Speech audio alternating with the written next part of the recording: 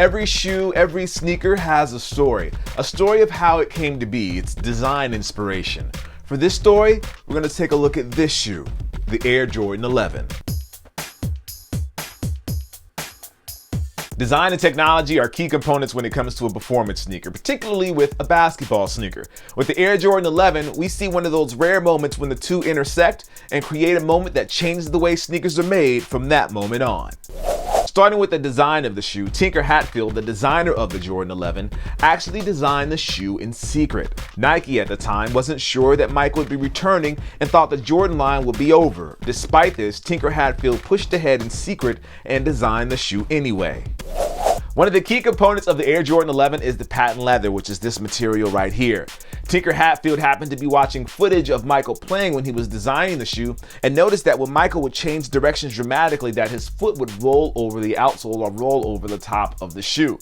The solution to that was to add patent leather. It was stronger and it could withstand the force of the change. Often called the mudguard, the patent leather rand actually served two purposes. Tinker wanted to create something that looked good both on and off the court for Mike. And rumor has it that Mike wanted something that he could wear with a suit, and the patent leather fit the bill. However, patent leather wasn't the only big technological innovation on the shoe.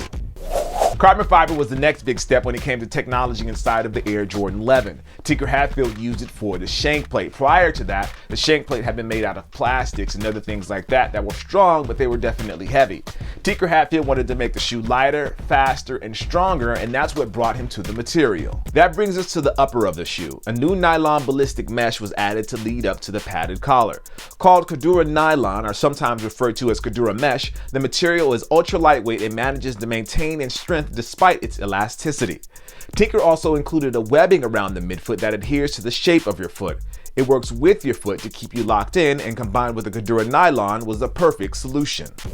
Jordan introed the Air Jordan 11 in the Concord colorway in the playoffs in 1995. It didn't exactly match the color of their jerseys or the shoes that the rest of the team was wearing, so MJ was fined for 2 games for wearing the shoe. MJ stopped wearing the shoe, but Nike provided him with the Space Jam colorway, which is the same colorway that he wore in the movie Space Jam. When the shoes finally went on sale later that year, kids were lined up down the block to grab themselves a pair. Tinker Hatfield has since called the Air Jordan 11 one of his favorite designs he's ever done. For MJ, well, the sentiment is pretty much the same. That season, the Bulls went 72-10. And not only did he win MVP, he won MVP of the regular season, MVP of the All-Star game, as well as MVP of the finals. And to top it all off, MJ and his team won their 4th NBA championship. Patent leather, Cordura nylon, carbon fiber, the design mind of Tinker Hatfield, the game of MJ. Those are the things that make this such a cool shoe. I am your host, Jacques Slade, and that is the story of the Air Jordan 11. Peace.